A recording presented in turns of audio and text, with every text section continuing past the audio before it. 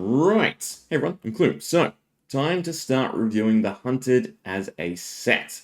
So, we're starting off with Assassin, and the game plan we're going to go with, right, is basically just one class of video. So, Assassin, then we'll do Ninja, then we'll do Warrior, and then we'll basically do whatever's left over, and we'll look at all the cards in sort of a purview of the actual in-class hero, right, and maybe talk a little bit about what it does for the class overall. But, yeah, Arakni Marionette, alright? Slow burn, because I was not overly excited by him at the start. Well, actually, I was really excited by the Chaos Mechanic, right? And then we started to get the reveal, and it got a bit, what's the word? Not inconsistent, but forced, right? In the playlines you want to take. Compare it to Slip Through the Cracks, where you have the guaranteed first stealth card you play has go again. So with Slip Through the Cracks, you can go Dagger Swing, stealth something else, or you go stealth something else, Dagger Swing, or stealth, Dagger Swing something else, right? So you have that flexibility to bait your opponents and then try and get what you really want across, right? Whereas with Arakni Marionette, it gets a bit more forced because of the mark mechanic and what exactly you are trying to accomplish. So your attacks with stealth are attacking a marked hero get +1, and when this hits a hero, this gets go again. Sorry, when this just hits, this gets go again. So the issue I have with that, right, is if you end your turn marked, right, marking your opponent, you change into an Agent of Chaos, yeah? So you have to end the Agent of Chaos turn with your opponent marked in order to then benefit from Arakni's main ability, in a flexible sense. Otherwise, your turn is kind of locked into Dagger Swing, hopefully the mark lands, or do something to mark your opponent, right? Your stealth card, and then your other thing. So the fact that, again, it's not as flexible as Slip Through the Cracks, I did sort of devalue it, but now that we actually see the packages in the Hunted, I do feel it is definitely a lot stronger, right? And then the flexibility basically comes from when you're activating your attack rack, right? Being able to convert an attack in hand or just an action card in hand into a react to get the buff is definitely really nice to get across whatever, a resulting effect that you want to get across. So I do like Arakni a lot better, and his 6 agents along with Trapdoor, which was the big if for me, right? The traps in the set do actually seem really, really nice, especially for draft. So Trapdoor is not just this sort of powered down variant, right? Because I do sort of feel late game, right? If you're just rolling into Arakni, it definitely drops off, whereas all these still have continued value. But daggers, let's start there. So we initially got Mark of the Huntsman, and Mark of the Huntsman was not exciting whatsoever. But now we have Hunter's Clave, and Hunter's Clave is significantly better.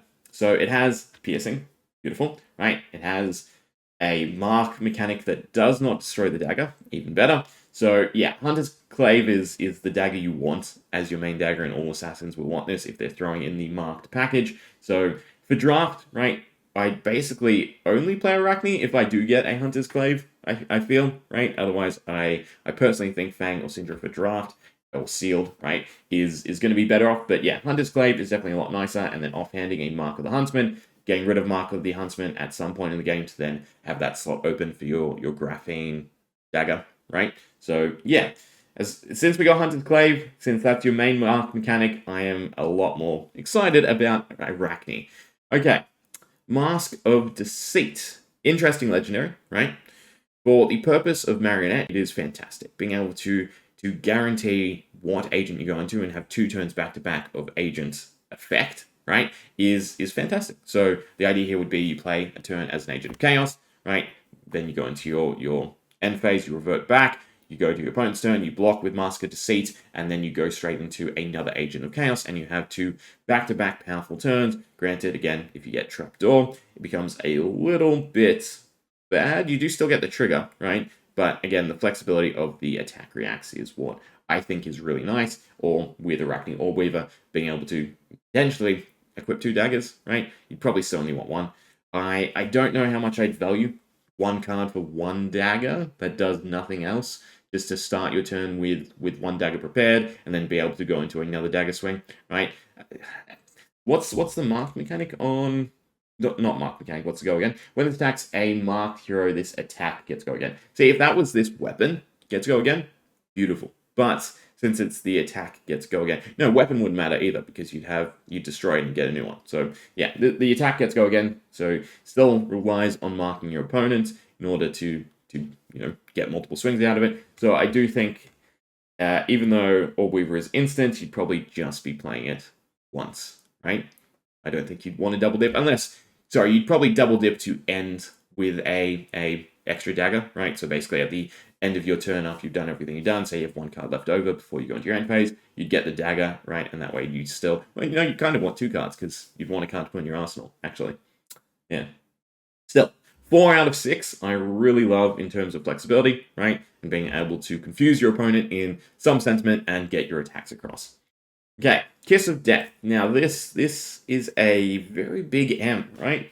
Because the dagger, so your dagger buffs work on it. Stealth, so your stealth buffs work on it. So this is really, really impactful for Assassin across the board because it also, with something like Flick Knives, right, becomes your disposable dagger that's just an extra ping, and, you know, chip damage on a hero that's not chip damage focused like Cindra is definitely a lot more significant because you still have everything you're doing directly as high pressure, right? And then you have these little chip damages that will, you know, get you over the line. So Kiss of Death is going to be, and I believe it comes in code 4 too, is going to be a really, really impactful card for Assassin across the board, right? Especially because, again, the stealth mechanic. So Kiss of Death, fantastic. Under the Trapdoor, right? Instant discard this, banish target trap from your graveyard. If you do, you may play it this turn. If it would be put into the graveyard this turn, instead banish it. I kind of wish it was just, you may play, right, the trap. So, yeah, a 0-cost blue 3 block that can find you a trap. Okay, right? I kind of wish it was 2 attack. Yeah, to offset it a little bit. But stealth for 1, as your opener, I guess. Yeah, the flexibility is nice, right? But again, if this was your way to get reusable traps, so you basically you want to find trapdoor, you use the traps, goes into your graveyard, right? And then you get to use under the trapdoor, you know, several times to reuse that trap in your graveyard. It'd be a lot better in my idea, in my mentality, my head. It's a lot better in my head because basically you can take fewer traps, but still get the value out of them rather than having to take X amount of traps, right? To sort of make sure Arakni Trapdoor is not just a dead ability whenever you do roll into it. Take up the Mantle. Target attack action card with stealth gets +2. If it's attacking a marked hero instead, it gets +3. And then you may banish an attack action card with stealth from your graveyard. If you do, the target becomes a copy of the banished card. Now, this is the first copy mechanic. We do have fractal replication for illusionists, but fractal replication is not copy. It is gains the abilities of, right? So why is this important? Because copy means it gains all the typings, right? So Kiss of Death is fantastic to be in your graveyard because you get the lose a life, right? You still have stealth for buffing, and then you have another dagger on the chain. So take up the Mantle is beautiful, right? Basically, as soon as you go for your big stealth finisher, you have it primed. So, yeah, take up the Mantle and Kiss of Death, right? Definitely top 2, I think, Majestics for me, for Assassin, and Assassin across the board. Tarantula Toxin. Choose one or both. Target dagger gets +3, and target card defending attack with stealth gets -3 this turn. So, again, Kiss of Death or the Graphene Dagger, right? Is a prime target. Other than that, it does sort of drop off. There are a few ways to get the Graphene Dagger outside of the main Arakni ability, Arakni Orb Weaver. So it is still nice for Assassin across the board, but I feel like this is a bit too niche, right? If you can get both off, it is fantastic, right? A +3 and a -3. So essentially a +6 is super value at a 0 cost, right? That still has 3 block. But, right, in the scope of it, again, I think Assassin's just a bit too busy. That cards sort of get pruned, even though the card themselves is not bad.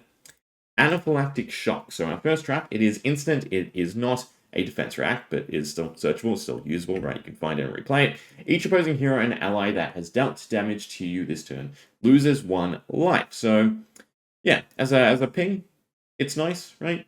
But again, you're not really getting any block value out of it. It just sort of threatens, right? Especially in the late game. So it's nice.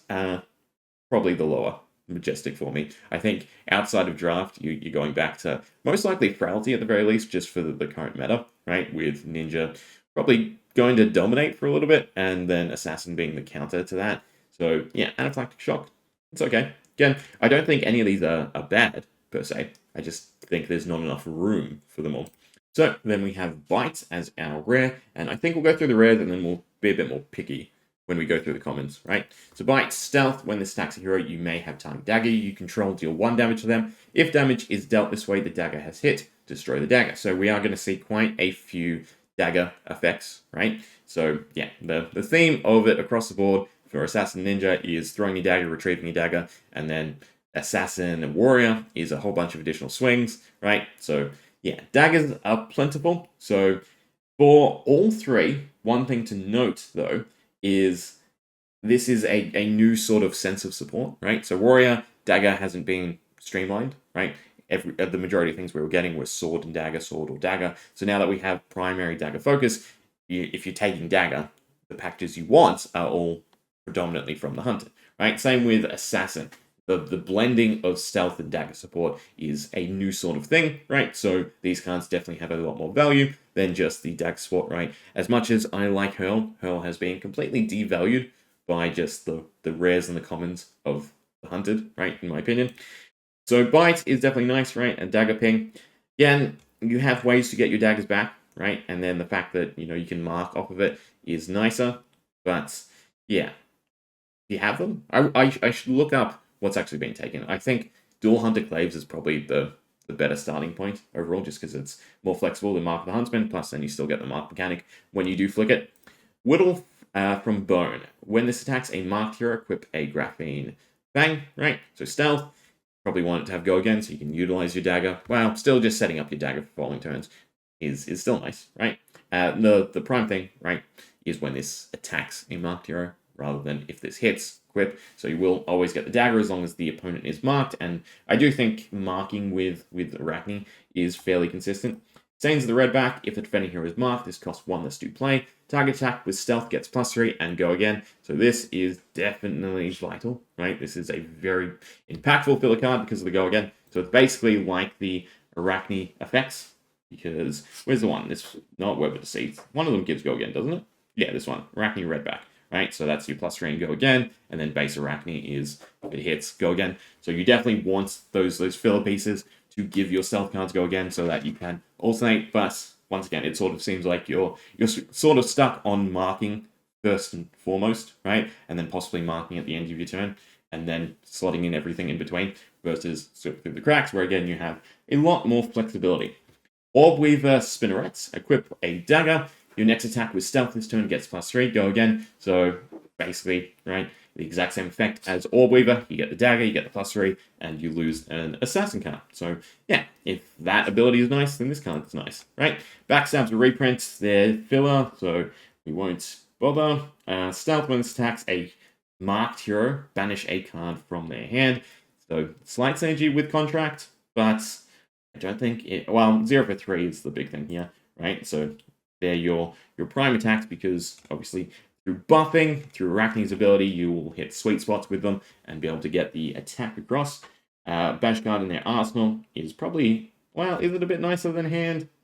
No, because they can dump their hand, essentially, if it is really going to get across. But we're probably more interested in the actual mark mechanic. So when this hits hero, mark them. Reaper's cool, a lot more flexible. So either you're opening stealth card or your card to mark with, right? And what else do we have? When this attacks a marked hero, this gets go again. It's also fantastic. So again, if you've gone into an Agent of Chaos, a card like Scuttle the Canal is your opener, because it will guarantee have go again, right? And then you can go into other stuff. So yeah, again, the big thing for me is even the commons, right, are going to be staples until we get more printings or more interactions with Mark. And who knows, LSS may not cycle back to Mark. This might be the full extent of Marked. But again, because it's open to every assassin, not just Chaos, right? Chaos is not, unfortunately, an actual talent in the set, right? Then, yeah, if you're going to mark, you want Hunter's Clave, and you do want slight support, right? Especially, again, if it's your connector, your attack with go again. Raised Edge is a reprint. 2 sides of the blade, target dagger gets +3, and then target action card with stealth gets +3, and when this hits a hero, mark them. So, the +3 is alright. But for paying 1, I do feel the second effect is the primary function of this card. So again, another mark mechanic. We have another trap. When this defends and the attacking hero has played or activated an attack reaction, this chain link, they lose 1 life. So at the very least, it's just your on-demand defense reaction to benefit from the defense reaction cooling abilities, right? So the versatility of having the stealth attack or being able to get a defense reaction on tap, right? Or trapdoor's ability. So it just being a 3-block is absolutely fine. And then sometimes being a little bit extra of a ping. Yeah, Bloodclad Vest, right? I do think across the board is going to be taken. Assassin Ninja, love it, right? Just because it is a lot more flexible than Tunic. So with this, you can get your resources consecutively, even though you'll cap out at 3, right? It's still a lot of value, again, equivalent to Tunic lasting 9 turns. So yeah, Bloodclad Vest can win you games, right? If you save it, if you time it right, the fact that you will get the 3 resources back to back if you really want, or even on consecutive turns, is huge. So I do think this is my favorite legendary from the set. It's not the best legendary from the set. I do think that's the generic boots, right? But it is my favorite legendary from the set. We have the filler sets, which is hopefully double block. I still haven't looked up the ruling, right? So when an opponent plays or activates an attack reaction, you may add this to the active chain link as a defending card. So the idea would be to block with it with Blade Break, right? And then on another chain, because I would assume you can't add to the same chain twice, even through the ability, right? You can then use its ability to re-block with it. And because it doesn't have a distraction effect, you can do it as many chains as they play attack reactions until it closes. So yeah, for draft, I actually think this is really nice, especially going into the mirror match, or as Ninja going into Arakni against a warrior. Yeah, so 2 out of 3, Leapfrog is really useful. Yeah. This might be the better draft set for me, right? Yeah, because the +1's not that huge. Yeah, I think the flexibility to block multiple times with it is bigger. Or, I guess, your opponent just closes the chain, right? And that's not impactful for Warrior or Ninja at all. Danger Digits. Your budget flick knives, attack reaction, destroy this target dagger you control that isn't on the active chain link, deals 1 damage to the defending hero. So again, one-off version of flick knives. Definitely useful for draft, but because we have flick knives, it's useless. Pain in the backside. When this hits hero, target dagger you control deals 1 damage. So this is well, it's conditional in that it has to hit, but then you don't get a choice, right? So it doesn't have the may effect. You may, use target dagger that's not on the active chain link. So if this hits, you will lose a dagger. So do be prepared for that, right? Because, yeah, you will lose a dagger. Otherwise, just having go again and a dagger ping to set up marks is still nice. So it is a good M. Again, comparison to Hurl and what we had previously, we have a lot more dagger throwing cards, which makes them a lot better. Throw dagger, though, is huge. So target dagger you control that isn't on the active chain link deals 1 damage to defending hero. If damage is dealt this way, the dagger is hit and you draw a card. Destroy the dagger. So the fact that it replaces itself, that it's a blue pitch ball, again, 3 block, is just fantastic, right? It seems like the draw sweet spot that we're going to get from now on is going to just be cards replacing themselves, right? To gain their value. I doubt we'll ever see, 2 draw cards, because 2 draw cards will just be a little bit too excessive. Even the ones that we still have lingering around are a bit nutty, right? So Throwing Dagger is definitely, as a joint Assassin Ninja card, the better one, right? I do like Pain in the Backside. I wish it was still a May, but Throwing Dagger is just, it's going to be a staple, right? Cut Through. If you've hit with a Dagger's combat chain, +1 and go again. So 0 for 4 with go again is always a nice stat line, right? So not much to say about it. Then we have the retrieve mechanic. So you may retrieve a dagger from your graveyard by paying 1. So inverse of Hurl, where you have to pay 1 to throw, you now pay 1 to retrieve. The mechanic got Zephyr Needle banned. So yeah, it's a strong mechanic, right? Especially again with the destruction effects of throwing daggers and landing their on-hit effects. That's the wrong dagger to point out, right? So marking for Arakni is definitely something you want. So retrieve is fantastic. Again, even though they're rares and commons, they're still going to be stable pieces because it's the first time it features that mechanic. Now, Poison Blade. Again, not a huge fan of it, just because. So you have to swing, throw, swing, right, or some combination of that 3 times in order to make this card valuable, right? In my personal opinion. So it is okay. I just don't think it's fantastic. As a combo standpoint, you can definitely do a lot more. In the late game, right, taking the blue variant and having it just be a really high pressure ping, right, so each ping now being worth 2 damage is significant. So I do like the blue variants, right, But other than that, I still think, again, it may not be a bad card, but it gets cut because there's so much going on, right? Throw yourself at them when the stack's hero. You have may, right? I missed that word because of the other one. So yeah, you may have the target dagger. So when it attacks, it is big as well, right? So this has to hit, this has to land, right? And then you don't get a choice of destroying your dagger. This is optional, and it's as soon as it attacks. So this is just a better hurl. It's equivalent to hurl because hurl is free, but is it a better hurl in that sense? Actually, no. I guess it's just equivalent to hurl, right? Because hurl already has go again. Yeah. It's just equivalent to hurl. It's just more hurls. It's mainly draft filler then. Layer of the Spider. So another trap. When this defends, an attack would go again. Mark the attacking hero. So fantastic for draft. Again, matchup-wise, might see a little bit of place. Just more so in Arakni, because marking, for me, for Arakni, is a lot more important than Cindra, right? You can take a lot of stuff that you don't really have to care about the ability generation, but obviously you do really care about marking as Arakni, so it's still a nice trap. Will see play, right? Outside of just draft. Then we have the next draft equipment set, the red alert, and if an attack reaction has been played or activated this chain link, this gets +1. So yeah, 2 block, fine, spell out again. I like, for the matchups, I like the leapfrog set better. Okay, then we have Perforate. Perforate is also another huge card. So, Warrior Assassin, you may attack with target dagger an additional time, and its attacks cost you 1 less to activate this turn. And then, icing on the cake, draw a card, right? This is just, it's vital for dagger warrior builds, right? If they do become a thing. And for Assassin, it's just fantastic, right? 1 extra swing, costing you 1 less is big, and then again, replacing itself. So, sometimes you'll be able to float 2 resources with this, which is just fantastic, right? So, yeah, Perforate is a strong card. I skipped starting point. Destroy this target, attack gets go again. It's another filler card, right? We have better ways to gain go again, right? Unconditionally, but it's still nice, right? Activate this only if you play the card or activate ability. This reaction step. But obviously, activating it does not count. Okay. Savor Bloodshed. The next dagger attack this turn gets +4. Next time you hit a marked hero with a dagger this turn, draw a card. If it was attack, it would be insane, but it's still nice value, right? A 0 for a +4 on a dagger is definitely nice, and then if you're attacking a marked hero, which in most cases with your offhand dagger, you're most likely going to be, you get to draw a card, right? So, yeah, if you get the draw a card, a free +4 is fantastic. Take the point.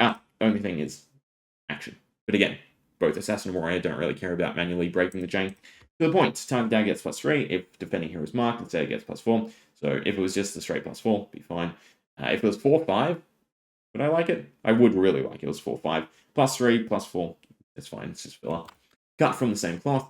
Target opposing hero reveals their hand. If an attack reaction card is revealed this way, mark them. And then your next dagger attack this turn gets +4. So again, see, in comparison, right? It's that base +4 for your dagger attack. But then you also have the effect. I suppose because it's on an attack reaction, you should value the +3 a bit more, right? Because your opponent won't overblock readily for it. But the fact, a +4 to me is already yoinking at least 1 card, if not 2, because it's +4. So yeah, I value +4 more. Incision, target dagger gets +3, 0 react, it's fine. Scar tissue, target dagger attack gets +3, and when this hits a hero, mark them, right? So for Warrior, big. For Assassin, I think you've got your daggers covered, right? Well, for ending your turn mark to turn into an Agent of Chaos, I guess Scar Tissue is nice, right? For your offhand dagger. Take a stab, reprints. No, I'm thinking stab wound. Take a stab, target dagger gets +3, and when this hits a marked hero, you may attack with an additional time. That is actually a nice effect, right? So you consume your mark effect, and then you get to re-swing with a dagger. Problem is, again, right? You're most likely going to be using this in your other dagger. So if you're taking 2 Hunter's Clave, beautiful, right? Yeah, because then you can go marked. Hits, it's still marked because you clear the mark, but then you generate a new mark, right? So it still sets up for your other cards. So yeah, take a stab with 2 Hunter's Claves is actually really good. Another trap when this defends an attack with greater than its base, which is very easy against most of the weapons, right? That are in set. So draft-wise, it's really good. Mark the attacking hero. Set up a mark to start your turn off, which again will fix the, again, in my opinion, forced plays of Arakni Marionettes. And then, of course, we have Slip Through the Cracks, which I just like better, right? Again, the flexibility. because this is the first attack with stealth. You can utilize your daggers, you can utilize your attacks, you can take some alternative attacks rather than stealth. You can take contract, set up contracts, right, and then go into stealth. Yeah, I like stuff through the cracks. Anyway, there we go. Assassins down, warrior, ninja, and everything left over to go. Let me know your thoughts. Hope you enjoyed. See ya.